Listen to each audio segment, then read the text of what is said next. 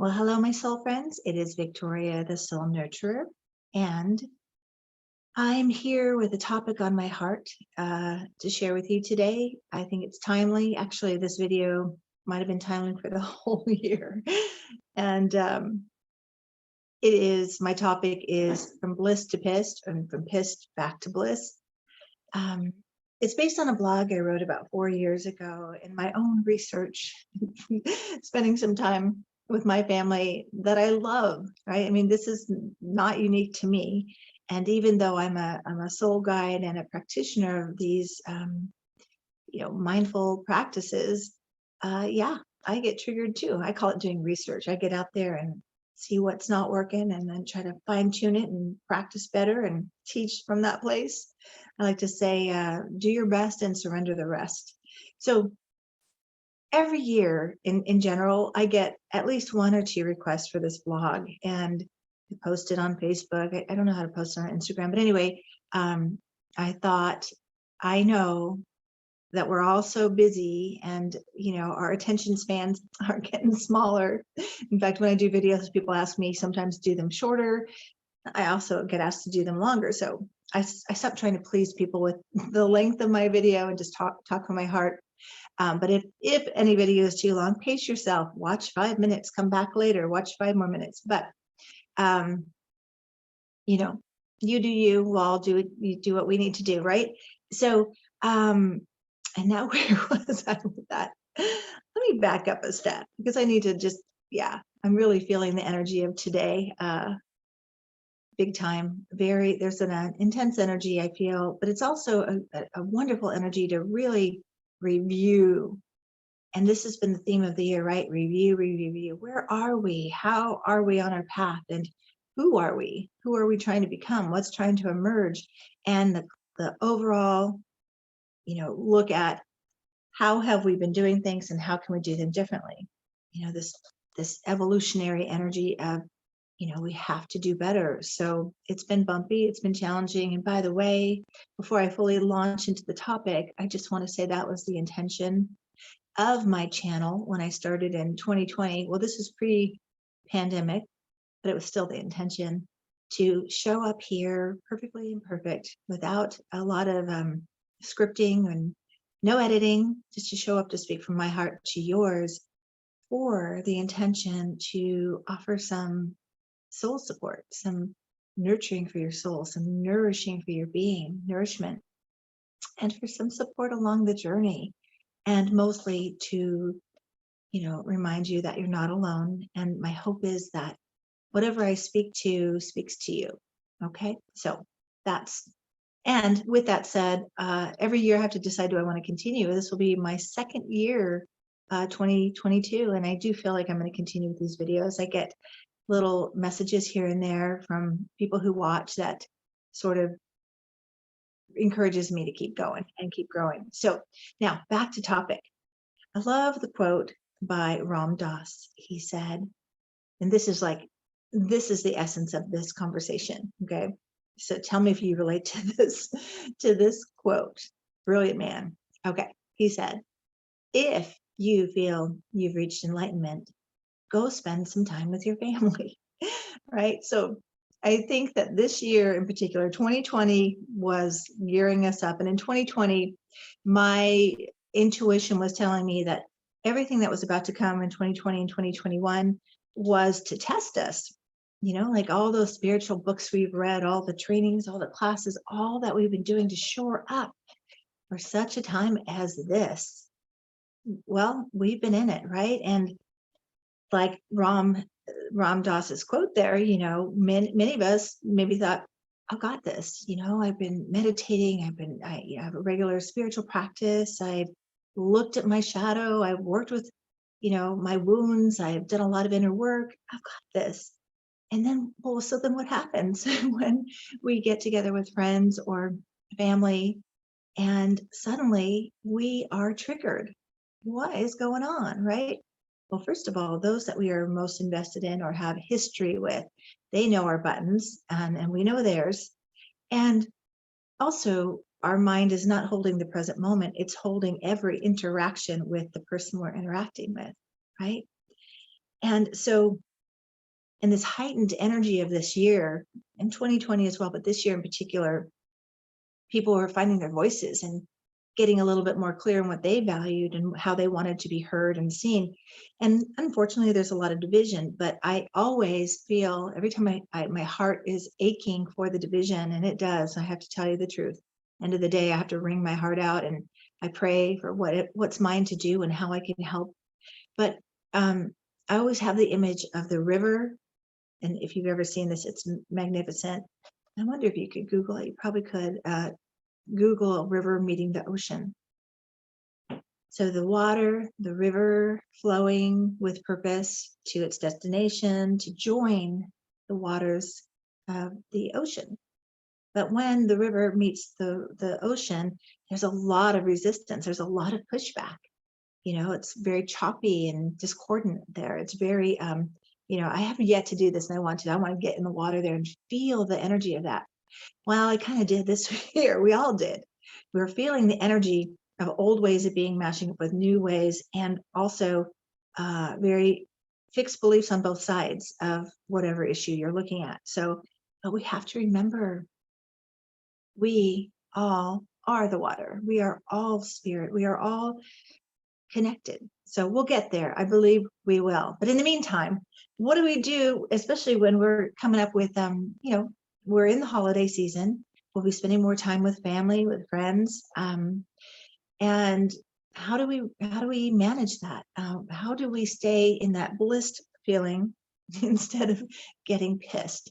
And I will say at the very beginning, that trigger reaction, let me explain this to you, how the brain works. And I love this simple, very simple, and he actually says handy reference for how the brain works when we're triggered. It's a theory developed by Dr. Dan Siegel. I think it's Dan Siegel. And so basically this is what happens. So I'll show you his demonstration. So the handy reference here. So this thumb here, my thumb, this thumb here represents our midbrain, where our amygdala is, right? Amygdala is all of our, it handles the fight, flight, and freeze and fawn reaction, and it holds and stores its similar references that in the past were painful or posed a threat. And then this is our frontal cortex.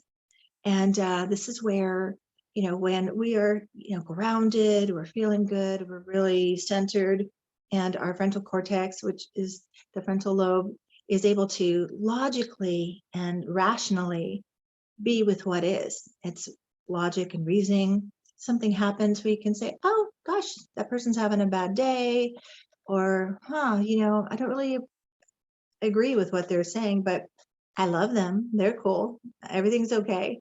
But then something happens. It could be a slight little, and the subconscious mind, our higher awareness is tracking in those micro expressions, right?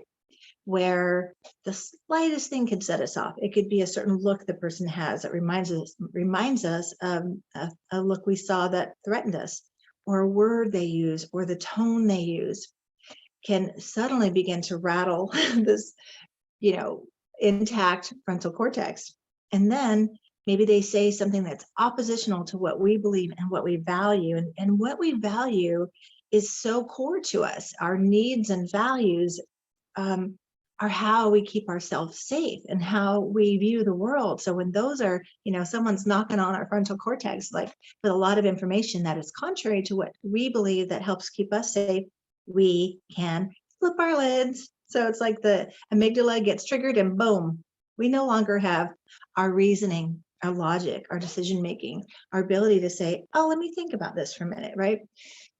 So hopefully this video will help you prevent you from flipping your lid and staying connected, or preparing yourself to have a different experience where you're rooted in what holds you.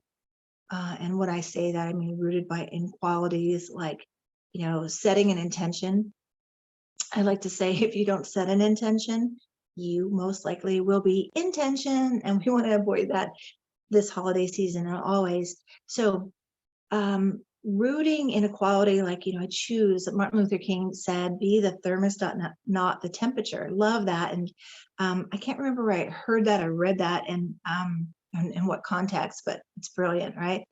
So in other words, you're going to set an intention, root in qualities like, I want to be the thermostat that, and my inner temperature is going to be calm and confident and joyful, right? So that's where we do our grounding work. We root, imagine bringing the energy through our entire body, down through our core, down through our feet into the earth. And then when I work with my clients, I like to do this imagery of putting a bubble of light around us, right? This cocoon of light that is sort of your inner space that you have control over. We cannot control our external world. We can control this world, and that's the goal, right? So you root into what's going to help you. And mostly what I like to say is sort of prepare before you show up, or prepare, root in the qualities, imagine how you're going to be interacting. And here's the big thing. Ready? Let go of all expectations. This is where we get into trouble. Oftentimes, holidays or gatherings, we have our own version of how that should be, or what we need, or what we want, what we desire, what we'd like it to look like. That is a setup for disappointment. You're going to be disappointed. And that also evokes the desire to control. And I hope that we've learned one thing collectively in whatever side of the issues you are on, that control, the desire to have control, is something we all need to reconcile. It's what causes a lot of struggle, and that resisting what is and trying to control and manage. I often say from a spiritual lens, and this is where a lot of my talks come from, to invite us to witness the human experience from a spiritual lens, that we don't control how the universe is unfolding. None of us gets up in the morning and makes sure we get that sun rising up in the sky and setting it at night. This is where our faith comes in. There is something unfolding that we have no control over at all. However, we can control how we're being with it and what we're contributing to that unfolding, right? So expectations, I'll just say this. When you have an expectation, you have a desire for a need to be met, and it may look like this or that, or the other. Well, manage your need, not your expectations. Let go of expectations and manage your need. So say you have a need or a desire for some connection with your family, and it, you want it to look a certain way. Well, meet that need of connection with yourself, or maybe connect with one of your family members or friends, and talk about some ideas that work together that you can meet that need.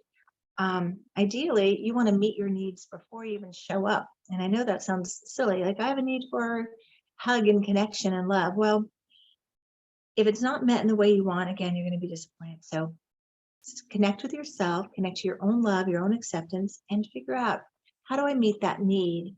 And maybe I said this to a client not too long ago, you bring the fulfillment of that. So you have a need for love and support. You show up with it. You're bringing that to the party. You're bringing that to the gathering. You show up as love. You're already full of that need being met, and then you give from the overflow. Okay. The other thing I suggest is just simplifying your plans. Keep it really simple. Not only what you're doing, but what you're talking about. Now, this is important because, you don't want to engage in something that might make you rage or make somebody else rage. And remember, I said, those that are really close to us know our buttons and we know theirs. Okay. So keep the conversation simple or focused on really heart-centered topics, or those conversations or topics that you already know there's a mutual appreciation there. Maybe some previous memories that were just joyful and wonderful. So keep it light. There's so much heaviness in the world right now. And I think that's part of it. Like, we're already heavy. We're already saturated with all the stuff in the world. And so we're really easy to topple over, right? So do your clearing work, ground yourself, hold an intention that holds you, root into some positive qualities, and and focus on things. Keep your mind focused on topics that bring you joy, meet your needs, and invite others into a conversation that's soul fulfilling for all. What else did I want to say? Oh, my one big tip here is, we got to give our mind a focus, otherwise it'll go all over the place, right? So it's like intention, but it's deepening it with a specific focus, right? So the focus on gratitude or appreciation, even, and this is really playing a bigger game of healing and being the contributor, not the contaminator. Say there's someone in your family or a friend that, maybe you guys have some oil and water thing going on and don't really flow well, but ultimately you love the person, right? I mean, at the core of our being, in the core of every person, whether they trigger you or not, our essence is love.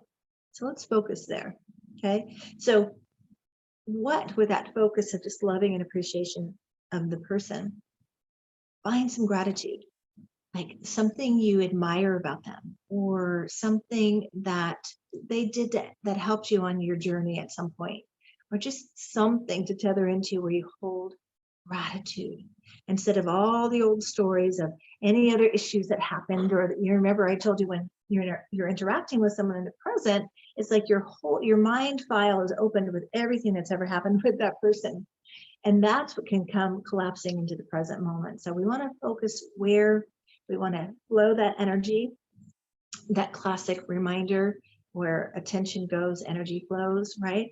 So the other thing I suggest is so again, these are like tools to have yourself prepared. It's like going in for the test, right? You've got your notes, you've got some things that are going to really hold you and let you show up and experience this moment, this time that will never come again, in a way that is fulfilling to you and to your loved ones. So I always suggest this in general, but in this time, it's a really good idea.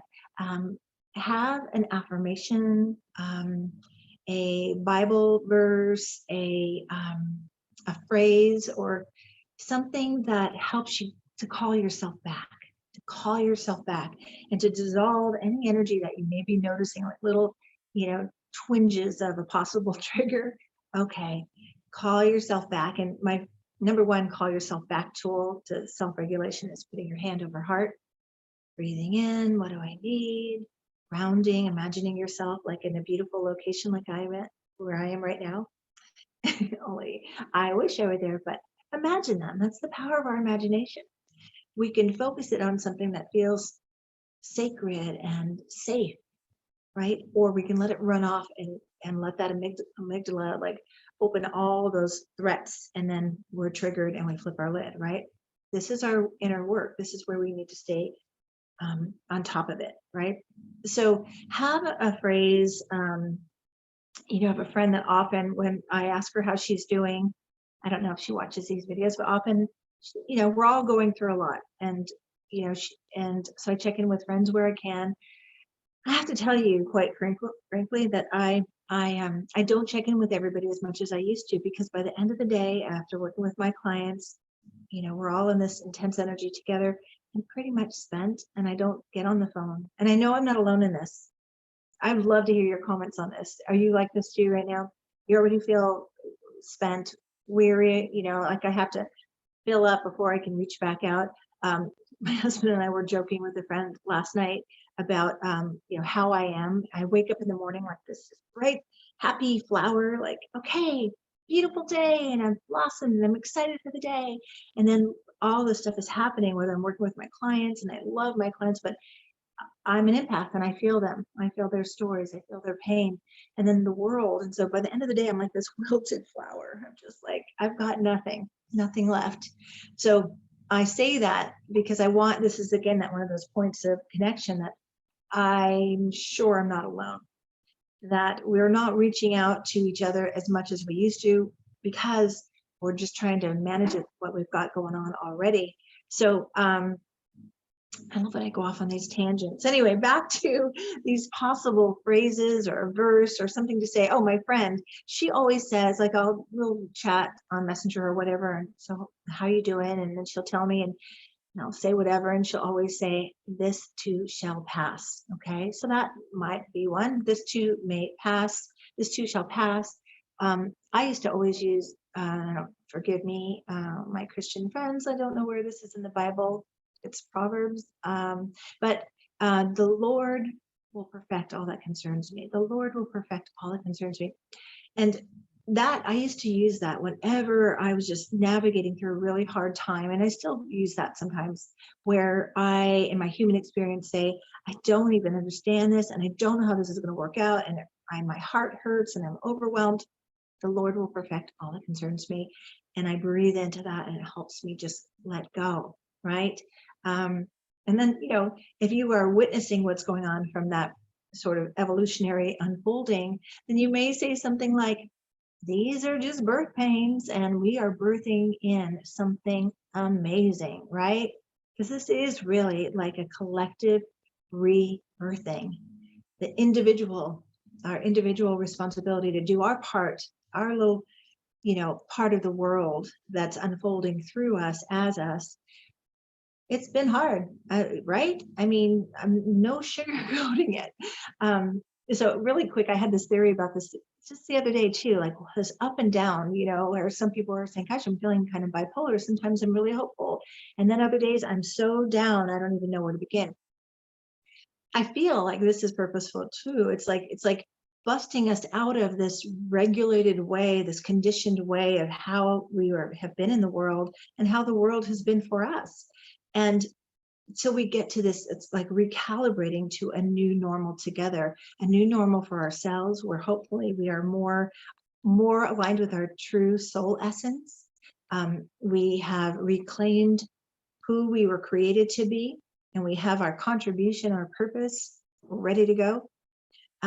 So this is recalibrating. And then we're recalibrating the world we live in. We're noticing what's not working anymore and what we need to do better and differently, right? So, okay, I don't even know I'm recording on Zoom, so I can't see how much time I've been talking. I'm going to wrap up really soon though. And again, pace yourself, but I'm going to say what I need to say. Otherwise, I'm going to go from bliss to piss. I'm just kidding. Actually, that's the key right there. Keep your sense of humor. Essential. Have some jokes in your in your notepad. Bring something that will lighten the mood. Think about it in terms of contribution. How do you want to show up? And it's not like, yeah, I'm bringing the casserole, I'm bringing a pie. What are you bringing from your heart and your soul that is going to add to this atmosphere of the gathering? And again, that thermostat set on some beautiful energy that you're going to flow outward. So I'm just looking at my blog here, some of the things I had wanted to say.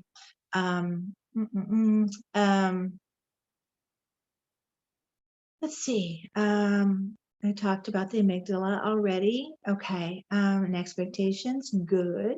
And again, identifying the needs before get together with your friends or family. Because, when you create a plan of care for yourself, then you're not dependent on anybody else meeting those needs. Because that's like, there's a wonderful saying in recovery programs, like, we don't go to the hardware store for milk because it's not there. So this is what we do unconsciously. Every, time we interact with our family, especially our moms or our dads, where there's a lot of social conditioning and also a primal need for certain needs to be met from those people. But if they don't have the capacity, God bless them for whatever reason, we're the ones that end up getting disappointed and then feeling like we don't get to have our needs met. So you don't go to the hardware store for milk. You go where that is for you. So if you're going to somebody who is not a nurturing, loving person in general, I mean, everybody's full of love, but they don't lead with that. And you go to that person, you're going to be disappointed. So again, cultivate it within yourself so that you have what you need and you're not needing it from anyone else and not being disappointed. So giving yourself what you need. And this is where you got to get creative. How do you meet your own needs? So say you have a longing, and a lot of times, the thing is, our wounds never completely go away. They heal over, and we get better, and we've gathered our gifting from the wounds, and a lot of great things that happen by, if you're doing your inner work and your soul work. But you still, again, managing the needs is the best thing. So, because unconsciously you're going to be like searching for it from your loved ones. So say you have a need for acceptance, and it's not something that you've received from your family. Well, guess what? You fill up with that yourself. And I love to say that we can't expect others to give to us anyway what we're not willing to give to ourselves. This is actually a codependent hook.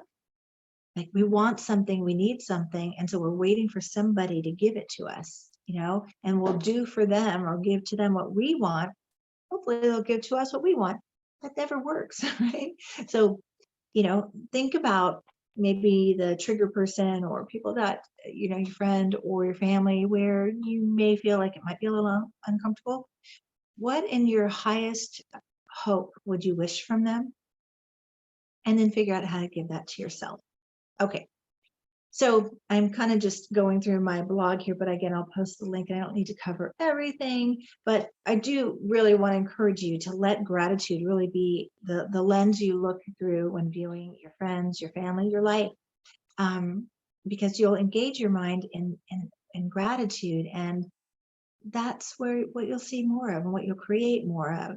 And gratitude and acceptance, those are the keys right there. So I always say, invite them with you, gratitude and acceptance. So you'll have an easier time and a more great probability of staying in that beautiful space you created within you, fulfilling the intention, holding what you choose to hold for yourself, and letting that permeate the space that you share with your loved ones.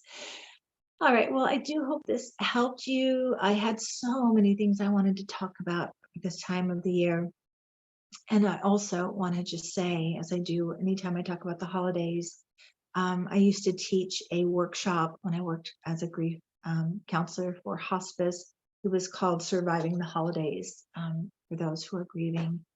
And while I do believe we have been collectively grieving, truly we have, grief happens anytime we are psychically having to adjust from life as we knew it to life still unfolding. But I personally know a number of people right now who are also grieving the death of a loved one. And this is a really difficult time of the year. And I mean, grief is always hard, but during these times, holidays when people are joyful and trying to really enjoy their holidays, there are those who are hurting. There are those who are letting go of loved ones or had some sad news of a sudden loss.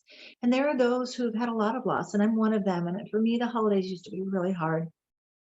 I'd avoid them if I could. Losing both my parents as a young woman, and my niece, and a lot of friends along the way. Grief accumulates, and that can be so heavy on our heart. So ultimately, for those of you, my dear soul friends who are grieving, my heart is with you. And for you, I really invite you to really, really take good care of yourself. Do what you need. And if that looks like saying, I'm not doing anything this year, I'm going to just stay cozy and practice good self-care, do that. Okay. And for all of us through this year, that is what we needed. And hey, give yourself that gift right now. Honor the year that we've just gone through, we've just grown through. And what do you need? And what do you need? And maybe I was joking last year, but I think it was more true this year. This rebirthing is really difficult. This, really hard labor of birthing in a new us and in a new world. So get yourself a push gift. Get something that you've been wanting for yourself. Honor your journey. Honor yourself. Honor this collective unfolding. Okay. All right. All my love to you. Thanks for spending some of your precious time with me. Comment below with what you took away from this video, what helped, and what you would like to hear more about in the future. And I do plan on being back in 2022. I'm going to do 2 more videos in this month. the full moon, and then also probably another wrap up the year sacred harvest to cultivate or to look at what we've cultivated during this year, our strengths, our gifts. And next year it's going to be all about visioning, really, truly, astrologically. And, always the start of a new year is a good time to soul vision for higher potential, higher possibilities. All right. Peace to you all. My love is with you. My heart is with you. Thanks for being with me, and we'll see you next time.